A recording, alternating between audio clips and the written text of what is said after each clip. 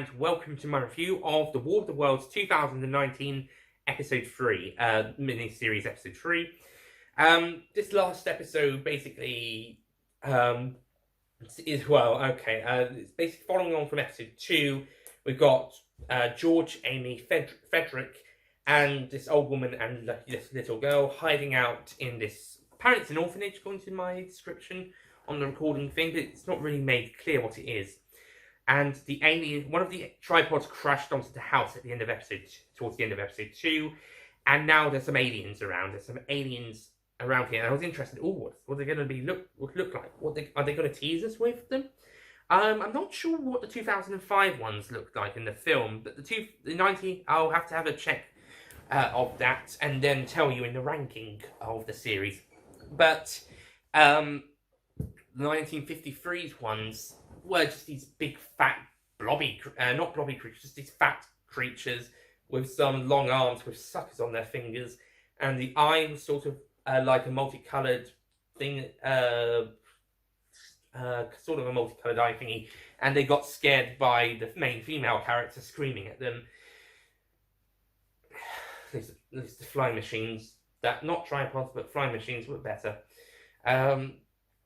But yeah, I think 2005 ones weren't that great looking anyway, but I'll talk about those in the ranking. I'll have to go and double check what they look like. But anyway, in here, the aliens, we do build up the tension of what the aliens look like. I think we should have gotten a bit more of a clearer shot earlier on when we do reveal them, but later on we do see them a bit better properly, so that's not too bad. I will say what they look like now. They kind of look a mix between a spider, a giant blob, and maybe a scorpion. It's really weird. It's these kind of fat blobs on three leg things. I suppose that reflects the tripods, but it's absolutely weird. I think the book ones, they might be like small squids or brain-looking squids, or at least they were in the graphic novel version I read. I don't know, I think anytime they try to do the aliens in these films, they just come across as weird. I was looking forward to seeing what they were like here, but it's a bit disappointing, really. And apparently they need to feed on human flesh. Weird. And they kill the old lady, then one of them kills the little girl a bit later on, and then Frederick, right afterwards, like, you bastards, you killed Rupert Graves! And then George is apparently unwell. He's not feeling very good. And then towards the end, he tries to reason with them deliriously. And then he's trying to get Amy to safety.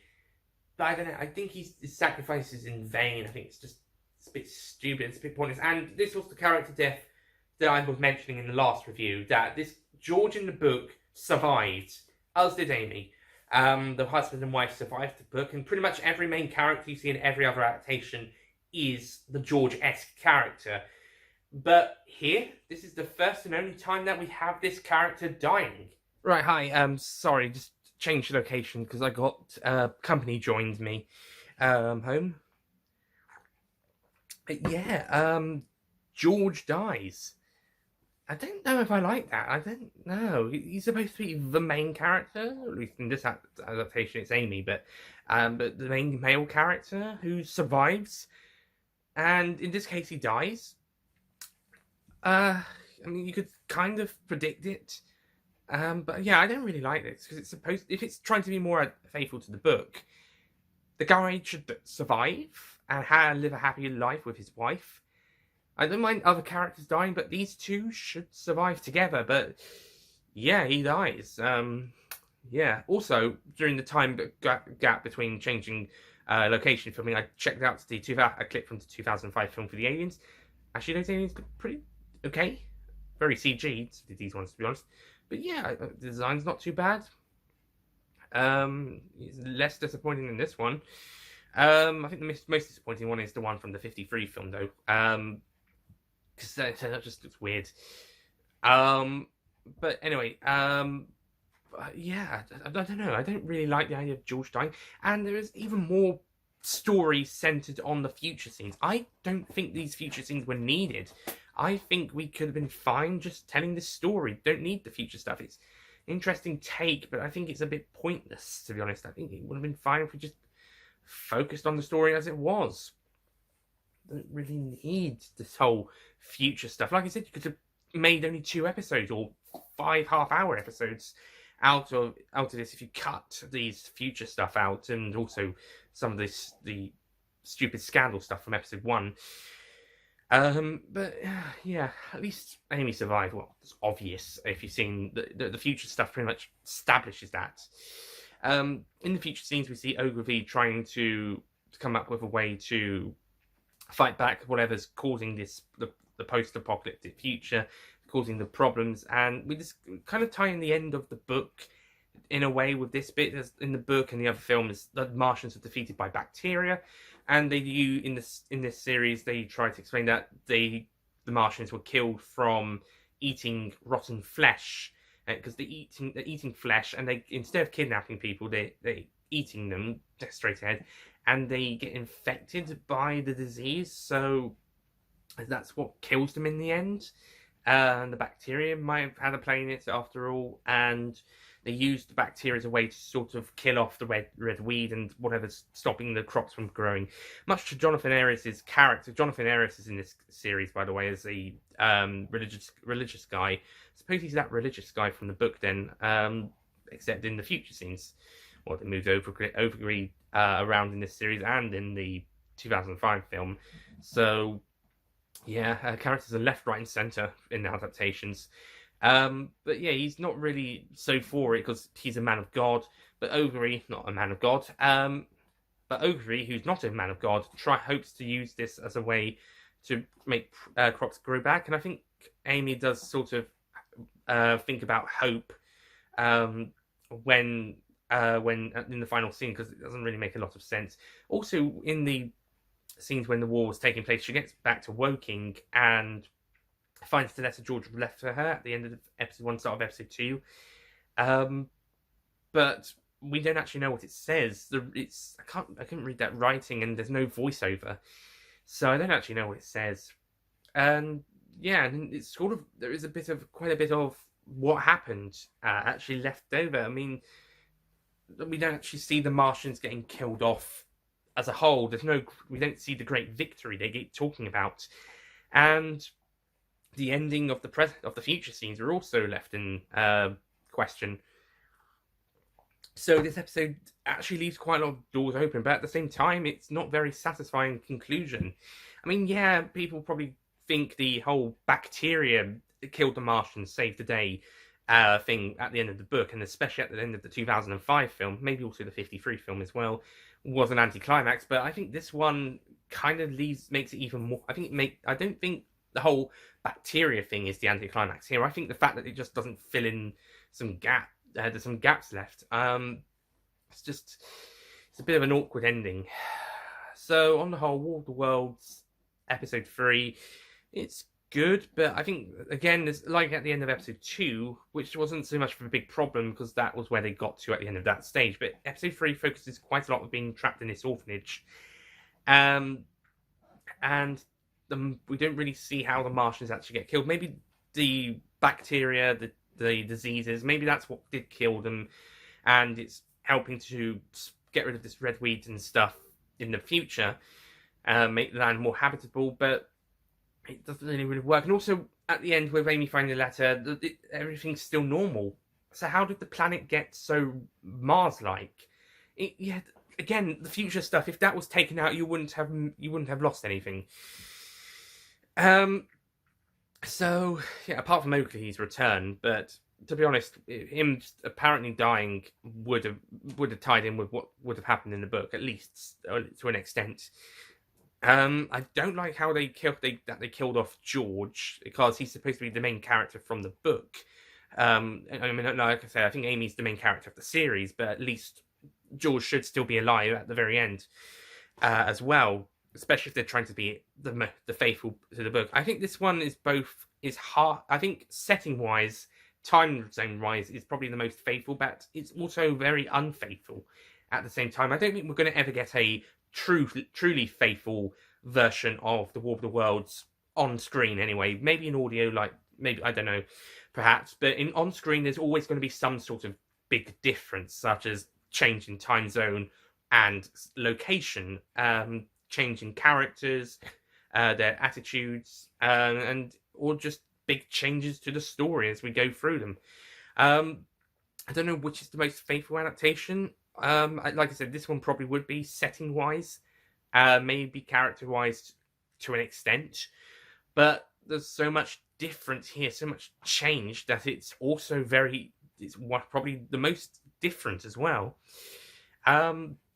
Maybe the 53 one's probably the one that's probably the closest, possibly. I think the 2005 one tries to be as well, but again, different place, different settings, different time zones for both. But yeah, this one is as for episode 3 in itself, I think it was good, but I think episode 2 is still the strongest episode.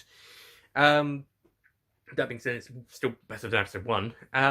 But yeah, I think they focused too much on having too much future stuff. I think that they shouldn't have bothered with that, and they could have removed that, and you could have focused on just the present stuff scenes, and the ending to these scenes when the actual invasion happens does not tie in with what happens in the future, because that just happens out of nowhere by the looks of it.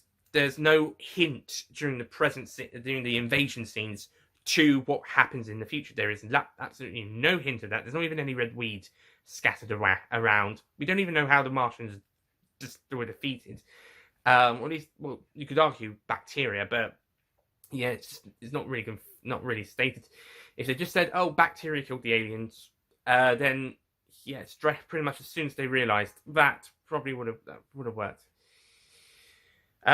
Yeah, on the whole, episode 3 just isn't that great. It's good, but it's not as good as episode 2. It's better than episode 1, but it's a bit of a disappointing finale at the end. It's as a standalone episode, it would be fine, but it doesn't really work that well. I'm going to be giving this one a 7 out of 10.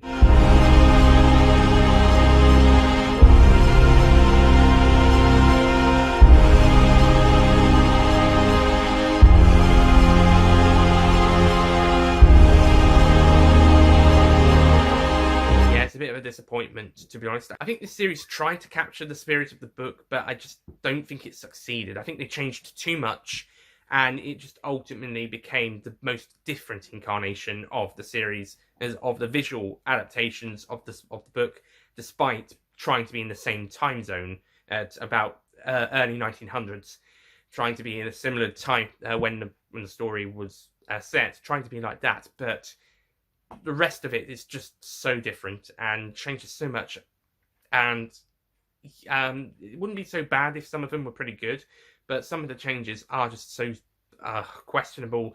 I just don't think they work, not to mention all this future stuff that doesn't really tie in at the very end, and in after everything happens, and could easily have been lost. So yeah, this could be the weakest adaptation visually of War of the Worlds. I think the strongest is probably the 53 film. I'll have to check out both the films as well. I can definitely watch 2005 one we got on DVD, but I'd have to find the 53 film as well to watch. Those reviews will go on the Retro channel. But I think out of the visual versions, apparently there is going to be another visual version coming up from Fox. We'll see if that happens. We'll see how that's like. It's probably going to be another American set one. But certainly at the moment, this is the weakest version of War of the Worlds visually for me. So that's disappointing. Episode 2 was a pretty good episode, but that's as far as I'll go. I will say this, the actors do a great job throughout the entire series. That's cool. At least they got some great actors, especially Eleanor Tomlinson and Rupert Graves.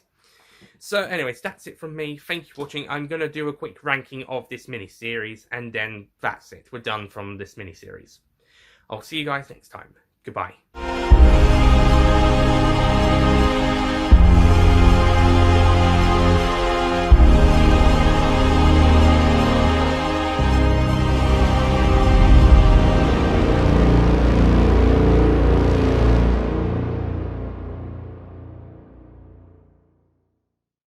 Don't forget to click below to subscribe to the official Nicholas Payne Retro YouTube channel.